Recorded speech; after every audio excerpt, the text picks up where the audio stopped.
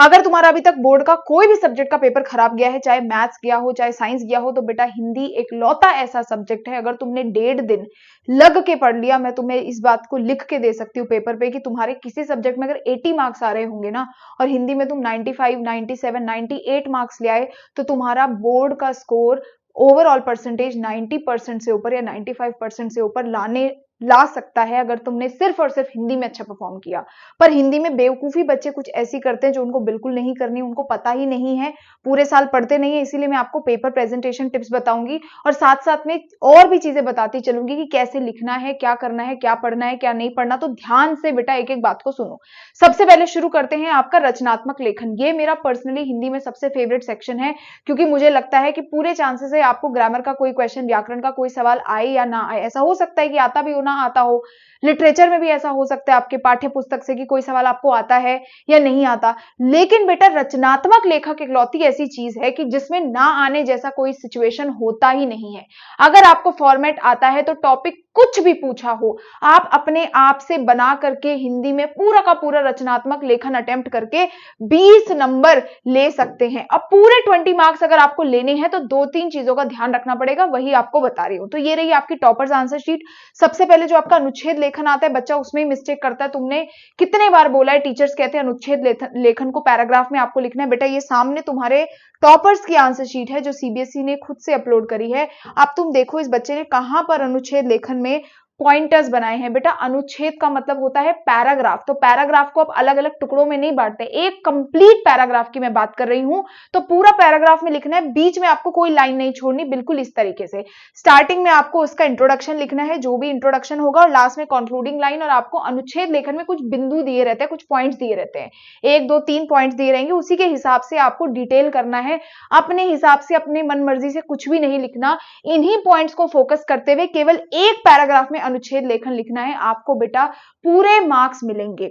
1-2 चीजें याद रखो, जो कॉमन हिंदी के शब्द है ना, जो बार बार तुम्हें लिखने ही पड़ते हैं आंसर्स को लिखते हुए, उन हिंदी के वर्ड्स की बेटा प्रैक्टिस करके जाओ, अच्छे से मात्राएं देख के जाओ। क्योंकि टीचर क्या करेगा, जब तुम्हारी स्पेलिंग मिस्टेक्स होगी ना, तो 2-3 मिस्टेक्स होंगी तो तुम्हारा 1 नंबर कट कर देगा। ऐसे करते करते तुम्हारे मार्क्स पूरे कट हो जाएंगे। तो अनुच्छेद लेखन का फॉर्मेट ये आपको सब सारे के सारे पूरा राइटिंग सेक्शन मैंने 20 मिनट्स में आपको हर एक पूरा टेम्पलेट बता रखा है, डिस्क्रिप्शन में वीडियो है, जाकर के जरूर देखना। दूसरा है ईमेल लेखन। ईमेल लेखन का भी बेटा यहाँ पे देखो फॉर्मेट टॉपर ने कैसे लिखा हुआ है, पूरे पूरे मार्क्स उसको मिले हुए हैं।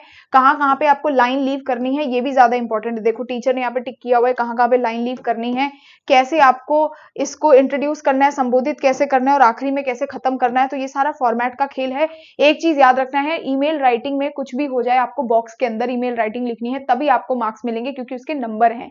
अगर बॉक्स नहीं मिला तो आपका मार्क्स कट जाएगा, कोई फायदा नहीं है। तो ये वाला फॉर्मेट भी आप नीचे डिस्क्रिप्शन से देख सकते हैं। नेक्स्ट है आपका शुभकामना संदेश। शुभकामना संदेश कैसे लिखा जाता है, ठीक है, इंपॉर्टेंट है, आता है। सवृत लेखन आता है। तो ये सारी चीजें बेटा सीखनी जरूरी है, सीधे 20 नंबर की हैं।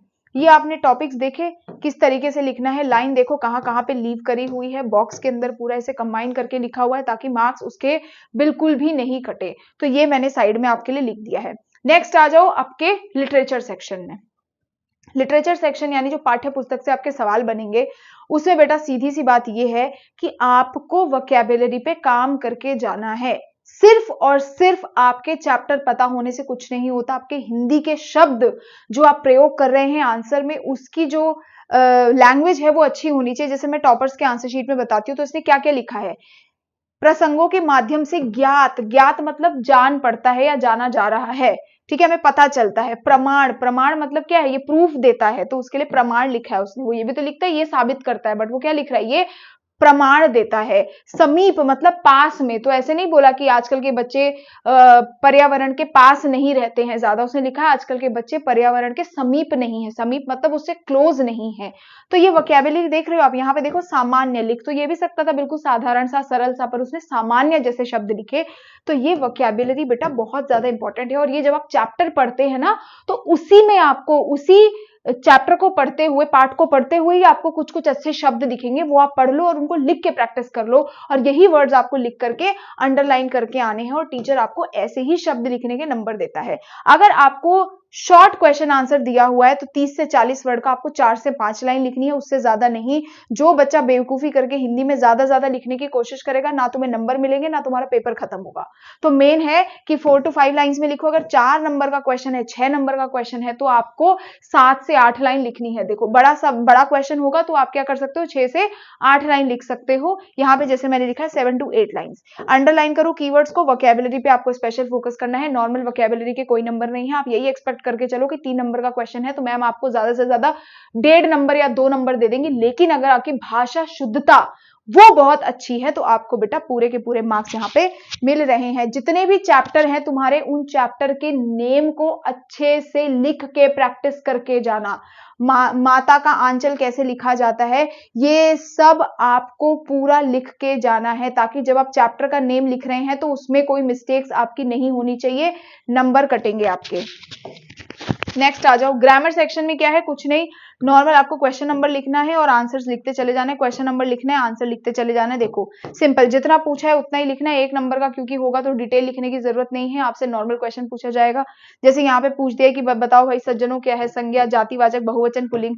तो इस तरीके से ये पद परिचय वाला जो भी सिस्टम है, इस तरीके से आपको ये क्या करना है बेटा, अटेम्प्ट करना है। ठीक है।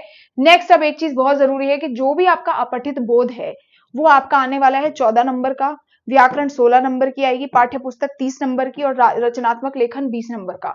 मेरा सजेशन मांगो, मेरा पर्सनल सजेशन लो, अगर तो पेपर लिखने बैठो तो 2 चीजें सबसे पहले करो, या तो तुम रचनात्मक लेखन उठा लो या फिर तुम उठा लो पाठ्य पुस्तक। 50 नंबर तुम्हारे यहीं से कवर हो रहे हैं।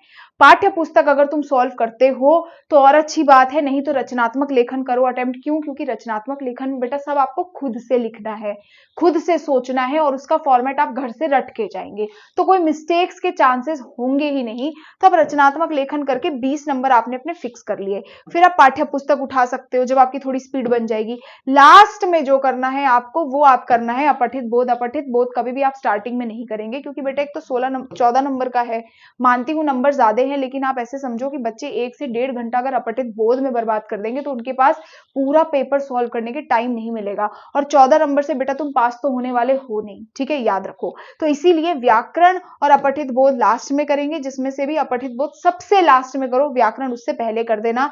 अपठित बोध सॉल्व करने के लिए 40 मिनट से ज्यादा मत लगाओ, व्याकरण 20 मिनट्स में सॉल्व करने की कोशिश करो। पाठ्य पुस्तक यानी जो आपका चैप्टर है 50 मिनट्स या 1 आवर तक कंप्लीट करो। और रचनात्मक लेखन 40 मिनट में आपको पूरा का पूरा खत्म करना है। इसके बाद भी आपके पास बेटा 30 मिनट बचते हैं। ये मैंने ऑन एन एवरेज टाइम लगाया है, हर जगह आप इससे 10 मिनट ज्यादा ही मैक्सिमम लेकर के काम कर पाएंगे। अगर आपकी स्पीड अच्छी है तो आपने इस हिसाब से काम किया, तो कोई भी अगर आपका डाउट है बाद में आप उसे सॉल्व कर सकते हैं। एक चीज जरूरी है, हिंदी में आपको लास्ट में बेटा 15 मिनट जरूर बचाने हैं, क्योंकि बहुत बार मिस्टेक्स होती है मात्राओं की, और मात्राओं की गलती के नंबर कटेंगे क्योंकि पेपर है आपका हिंदी का। तो ये बातें आपको ध्यान रखनी है, इस हिसाब से आप अपना पेपर अटेम्प्ट करो। और आई होप आपको ये वीडियो अच्छा लगा हो, अपने दोस्तों के साथ जरूर से शेयर करो। जो भी आपके ग्रामर वीडियोस हैं, जो भी राइटिंग के वीडियोस हैं, वो ऑलरेडी मैंने चैनल पे डाले हैं, तो प्लेलिस्ट सेक्शन में जाकर के आप चेक कर सकते हैं, चाहे आप हिंदी ए के बच्चे हैं या हिंदी बी के। Till then thank you so much, bye bye.